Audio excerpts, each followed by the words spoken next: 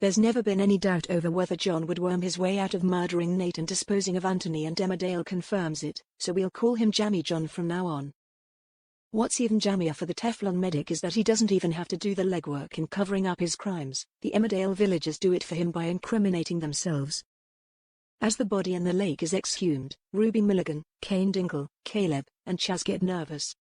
They're all convinced it's Anthony and their minds run wild. Ruby's especially. She's so perturbed by the discovery that she decides to confess before the police come knocking on her door.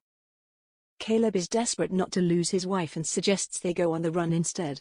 But before he can put the plan into action, Ruby sneaks out and heads down the station alone. Caleb hurriedly calls a solicitor, but not before Ruby has given harrowing details of the abuse she suffered, and made it clear Caleb had nothing to do with Anthony's disappearance. But whether the solicitor arrives in time remains to be seen. It soon becomes clear the body belongs to Nate, but Ruby gets far enough in her confession that she could still be in trouble for Anthony's disappearance.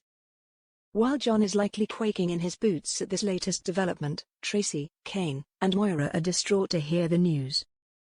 Worse still, they cannot see Nate as his body is too badly decomposed. That's likely a relief for John, as that will make DNA harder to find. But what sees him getting off scot-free is that another name is immediately placed in the frame: Kane.